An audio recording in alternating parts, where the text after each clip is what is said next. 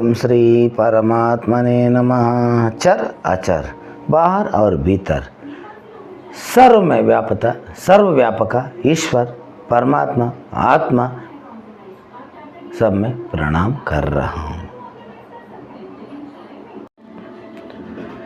ये घटना है रामकृष्ण परमहंस की। एक घटना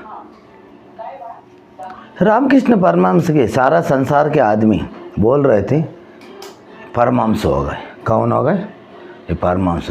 लेकिन रामकृष्ण परमहंस कह रहे थे भैया मैं अभी परमहंस नहीं है, सारा संसार का आदमी मेरे कह रहे परमहंस हो गए। मेरे का भी दो देकारा है। क्या देकारा है? मैं आँख बंद करता हूँ मेरे सामने खाली आ जाता है। मैं अभी एक हुआ नहीं है, मैं अभी द्वैत है मेरे अंदर। क्या है कि द्वैत है, अभी मेरे अंदर एक नहीं हुआ। हाँ, अद्वैत होना चाहिए। क्या होना चाहिए? अद्वैत, माने एक ही बचे। मेरे अंदर अभी द्वैत है, ऐसा इनने द्वंद्व में लग जाता है। उसी क्षण में तोतापुरी महाराज भिक्षे के लिए आता है।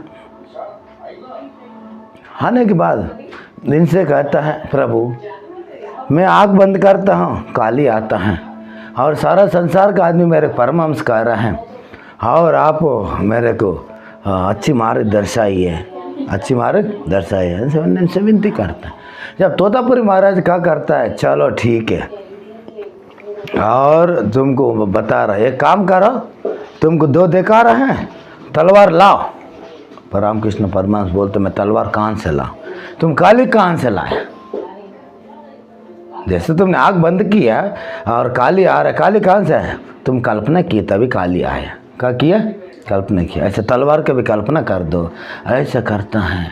ऐसा करने के बाद इनने क्या करता है, तुम आँख बंद करो, एक कांच की टुकड़ा लेके कौन रामकृष्ण तुम जैसे काली को मारेगी, जैसा हमने तुम कांच से मस्तक को काट देगी। जैसा तोतापुरी ने कांच का टुकड़ा लेके और कांच का टुकड़ा लेके जैसा इनने काली की आँख बंद करता, काली माता आता है, रामकृष्ण परमहंस तुरंत काली को मार दो।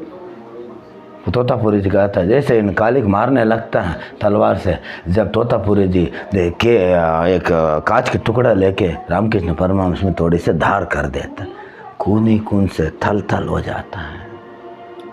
खूनी खून से थल थल हो जाता है। होने के बाद बेहोश हो जाता। सुना 3 दिन तक नहीं उठते हैं रामकृष्ण परमहंस। कितने दिन तक? 3 दिन के बाद समाज स्थित हो गई थी, माने स्थिति प्रज्ञ हो गई थी।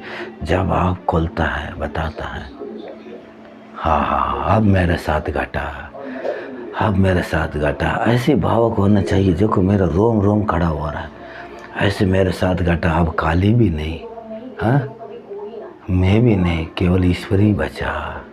काली भी नहीं, मैं भी नहीं, ईश्वर ही बचा। मुझे द्वंद्व थी, ईश्वर और परमात्मा और मैं और ये द्वंद्व थी। सदगुरु तोतापुरी ऐसे सदगुरु आए, ये द्वंद्व को मिटाया। अब मिटाया, किया कुछ नहीं है, किया कुछ नहीं है, मेरे को बताया तुम्हारे अलावा कुछ भी नहीं है उधर, तुम्हारे अलावा कुछ भी नहीं है, तुम ही हो, तुम ही हो। ऐसा इनने दर्शाया।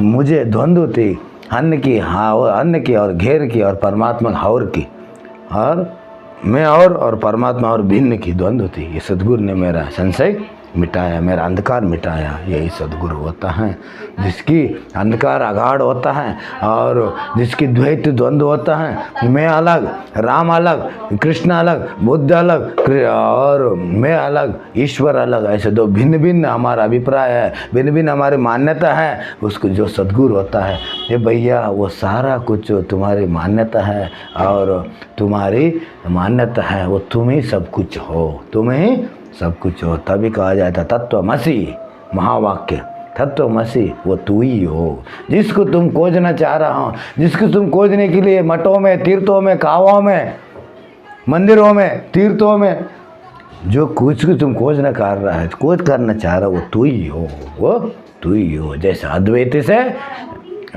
द्वैत घट जाता है, जब वो आत्म साक्षात्कार के वो घटित तत्क्षण इनके अंदर प्रकाश हो जाता है। प्रकाश होने के बाद वो उनके काम हो जाता है, उन्हें कार्य, जिस कार्य से हम धरती पर आए उन्हें कार्य हो जाता है। होने के बाद कोई विनती करता है, वो मूर्ति फिर कोई अपेक्षा नहीं रहती है, ना आशा। हाँ मोह कोई विषय नहीं रहते।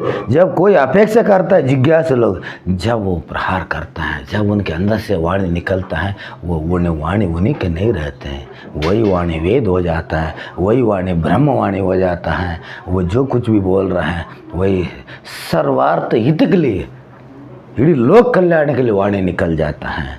हाँ, वो लोक कल्याण के लिए वाणी निकलता है। इसके अंदर कोई अपने स्वार्थ नहीं। जो भी कार्य है, जो भी कुछ क्रिया कर रहा है, जो भी कार्य है, जब तक रह रहा है, ये सब ईश्वर की देन है। मैं केवल निमित्त मात्र हूँ। इसमें मैं क्रिया कर्ता और भोक्ता ये दोनों नष्ट हो जाता है। क्या हो जाता है?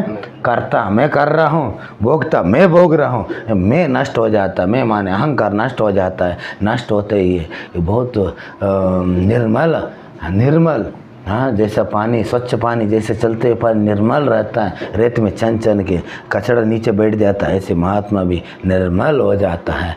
जिसको लेना हो, जिस सदगुरु बनाना हो, ऐसे उनके सानिध्य में जाओ और सानिध्य में जाओ, उनके सानिध्य में बैठो। जल्दीबाजी बिल्कुल मत करो, अपने चिंतन, अपने बुद्धि मत लगाओ। ईश्वर बुद्धि से परा है। सतोगुण, रजोगुण, तमोगुण इससे भी परा है। सतोगुण, रजोगुण, तमोगुण इससे भी परा है। ऐसे तीन गुण से पार हो जाता है।